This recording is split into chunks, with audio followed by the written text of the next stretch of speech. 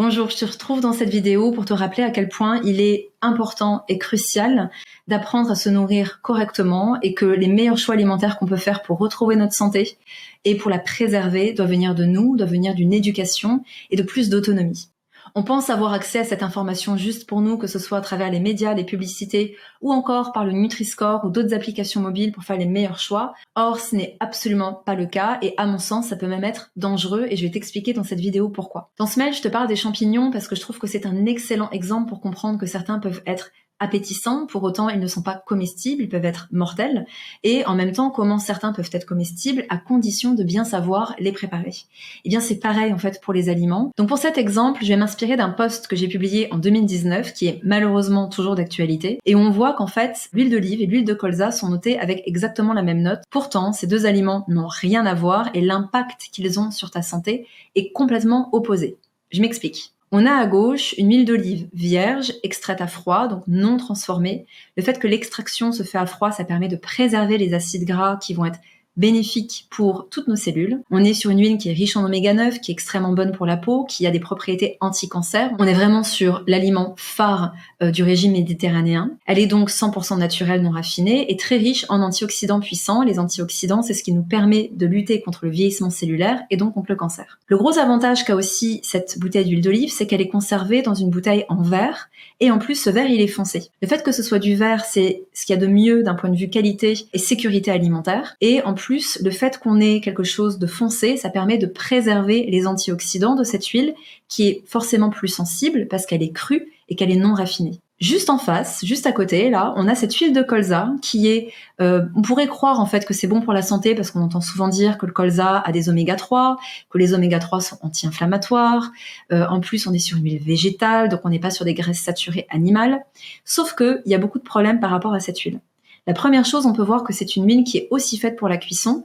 Donc ça veut déjà dire qu'elle a été transformée. Aucune huile végétale ne brûle pas quand on la cuit. Pour éviter qu'elle brûle, qu'elle crame, elle va être transformée, elle va être hydrogénée. Donc elle subit une extraction avec des solvants, elle est chauffée à 200 degrés. Le fait que ce soit chauffé, c'est ce qui oxyde tous nos acides gras, notamment les oméga 3. Donc là, au lieu de devenir anti-inflammatoire, ça devient pro-inflammatoire, ça devient très mauvais pour nos cellules. On a bien sûr d'autres procédés de transformation qui altèrent la qualité de cette huile. Et en plus de ça, on se retrouve avec une huile qui est contenue dans une bouteille en plastique. Et ça, c'est dramatique parce que quand le plastique est au contact de graisse, d'acides gras, en fait, on va avoir une extraction de ce qu'on appelle les perturbateurs endocriniens qui sont naturellement contenus dans le plastique. En fait, il faut savoir que tous les plastiques contiennent ces fameuses molécules qui imitent le fonctionnement de nos hormones. Ça perturbe notre système hormonal. Et quand on met du gras au contact de ce plastique, eh bien on extrait ces molécules, donc on se retrouve avec une huile hydrogénée, pro-inflammatoire, emplie de perturbateurs endocriniens. Donc ce genre de score, on oublie parce que ça dessert plus qu'autre chose et ça n'aide absolument pas à être en meilleure santé. Un autre exemple que j'aime donner parce que je vois énormément de gens et je vois même des nutritionnistes, des diététiciens, des naturopathes conseiller cet aliment et c'est une grave erreur, c'est le sirop d'agave. Le sirop d'agave, c'est du sirop de fructose. Il faut savoir que le fructose, c'est l'un des sucres qu'on a à notre disposition. En fait, quand on parle de sucre, on parle de glucose, on parle de fructose, on parle de galactose. Il y a plusieurs types de sucres, en fait, selon là d'où ils viennent. Par exemple, le miel est un mélange de fructose et de glucose. Et plus il est liquide, plus il a de fructose, plus il est solide, plus il a de glucose. Voilà, c'est juste déjà pour te rappeler qu'est-ce que c'est que le fructose. Et bien sûr, on trouve aussi beaucoup dans les fruits. Quand le fructose est dans sa matrice originelle, dans l'aliment qui n'a pas été transformé, tout va bien, parce qu'il va être assimilé correctement, le corps reconnaît cet aliment, il va y avoir des fibres bien souvent avec, donc là il n'y a vraiment aucun problème, ce sont des aliments qui sont très sains pour ta santé. À l'inverse, quand le fructose est isolé, là on se retrouve avec des problèmes. Pourquoi ? Parce qu'on a tendance du coup à en consommer en trop grande quantité, et il faut savoir que dès qu'on dépasse 30 grammes de fructose par jour, on commence à avoir des gros problèmes de foie gras. Qu'est-ce qui explique cela ? Eh bien, c'est très simple, c'est que le corps n'est pas habitué à métaboliser, à assimiler des produits qui sont transformés.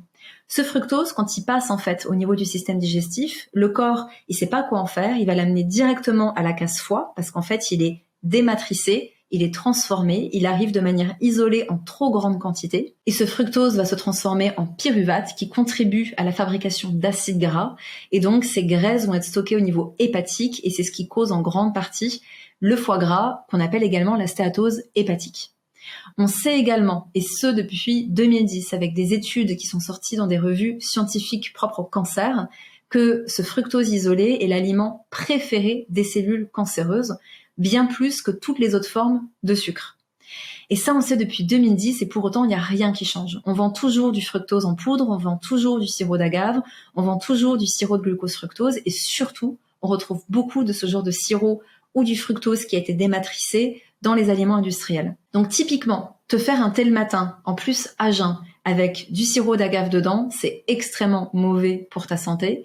Évidemment, tout ce qui est produit industriel, soda, alors dans un litre de soda par exemple, on a déjà plus de 60 grammes de fructose. Donc on a clairement doublé les quantités qui sont conseillées en général. En réalité, on ne devrait pas dépasser 25 grammes de fructose par jour. Et pour autant, personne n'est informé et tout le monde pense bien faire alors que pas du tout. Et ça, c'est un tout petit exemple. Je pourrais faire pareil sur le lait de soja, sur les yaourts de soja, sur le café, sur le décaf, sur les produits laitiers. Et ce qu'il faut comprendre, c'est que c'est pas ni des aliments miracles, ni des aliments à bannir. C'est vraiment une question de comment est-ce qu'ils sont préparés, comment est-ce qu'ils sont transformés, comment est-ce qu'ils sont consommés, en quelle quantité, dans quel ratio par rapport aux autres aliments, et ça change tout. Donc reprendre le pouvoir sur ta santé avec des choix conscients, une éducation et plus d'autonomie en matière d'hygiène de vie et de nutrition est à mon sens fondamental aujourd'hui, que ce soit pour nous, pour nos familles, pour les générations à venir, pour nos enfants, et c'est pourquoi j'ai créé IGNutri. Et dans IGNutri, ne serait-ce que dans le module 1, on voit énormément de choses. On voit l'anatomie du système digestif parce que quand on comprend comment notre corps fonctionne, on sait comment mieux le nourrir et mieux en prendre soin. On voit tout ce qui conditionne ta faim ou ta satiété. On voit également comment retrouver un bon cycle circadien et ça c'est extrêmement important, que ce soit pour la gestion de ton poids, que ce soit pour les troubles thyroïdiens, pour la fatigue chronique, les burn-out, l'épuisement chronique, pour tout ce qui est également troubles du sommeil. Et bien sûr, régulation donc de l'appétit et de tes niveaux d'énergie dans la journée. C'est-à-dire qu'on est censé se réveiller en pleine forme et être naturellement fatigué le soir et non l'inverse, c'est ce qui arrive de plus en plus souvent. Et ça, c'est un problème de cycle circadien, donc on voit vraiment de manière très simple, c'est-à-dire qu'une fois qu'on comprend les fonctionnements du corps, on sait exactement comment s'auto-réguler, ne serait-ce qu'avec l'alimentation. Il y a également tout un chapitre qui est dédié à la micronutrition. Parce que ce soit en matière de vitamines, de minéraux, d'oligo-éléments, il est fondamental de savoir quels sont les signes de carence ou de déficit pour aussi savoir où aller chercher ces aliments et éviter d'être toujours dépendant ou dépendante de compléments alimentaires. Par exemple, si tu manques de phosphore, tu peux être très fatigué, tu peux avoir une sensibilité accrue au stress, tu peux avoir des crampes, tu peux avoir des troubles de la mémoire, un déséquilibre acido-basique, c'est-à-dire trop d'acidité dans ton corps.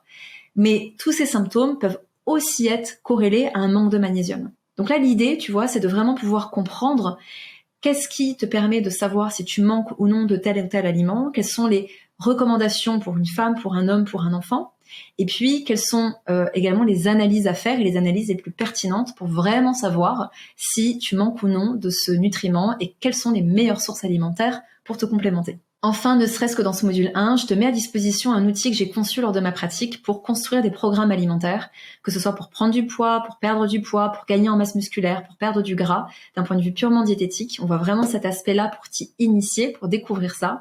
Tu verras, c'est un outil qui est extrêmement ludique. Tu as également un outil que j'ai conçu en ligne pour faire ton propre bilan de vitalité et répondre à des questions et voir où est-ce que tu te situes, que ce soit au niveau nutritionnel ou au niveau de ton hygiène de vie. Et donc ça, ce sera un très bon fil conducteur pour voir au fur et à mesure de la formation comment tout ça évolue et comment ta courbe et ta note montent au fur et à mesure parce que tu fais des changements qui impactent ta santé au quotidien grâce à cette formation. Pour conclure, je dirais que ce module 1 et plus généralement toute la formation IGNutri est aussi là pour lutter contre les maladies de civilisation. Ça, c'est quelque chose qui m'anime énormément parce que ces maladies de civilisation, c'est quoi en fait? C'est ce qu'on considère comme des maladies non transmissibles. Donc, on parle pas de virus, de bactéries ou de contamination. On parle vraiment de maladies qui sont en lien direct avec notre mode de vie. Il s'agit du diabète de type 2, des cancers, des maladies cardiovasculaires et des maladies du poumon qui sont en lien par exemple avec l'air qu'on respire, le tabac et les polluants en fait qu'on peut ingérer. Ces maladies-là, ces maladies dites de civilisation, elles sont en Occident responsables de 86% des décès.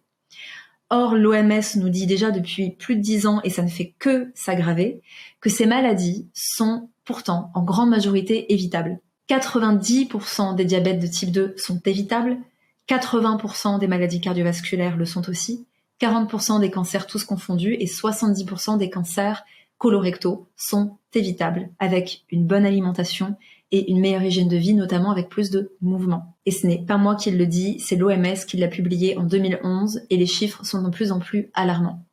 Donc aujourd'hui, se former à la nutrition préventive, à une approche holistique de la nutrition, à comment est-ce qu'on prend soin de nous de manière globale, comment est-ce qu'on se nourrit de manière globale est fondamental et c'est pourquoi j'ai créé EduNutri. Donc si ça t'intéresse, tu peux rejoindre tout de suite la formation. Demain, je te parlerai davantage de ce que tu peux trouver dans le module 2 de la formation. Donc d'ici là, prends bien soin de toi et je t'invite à rester connecté parce que toutes ces informations que je te partage sont extrêmement importantes pour ta santé, celle de tes proches et celle des générations à venir. Donc merci pour ton écoute et à très bientôt.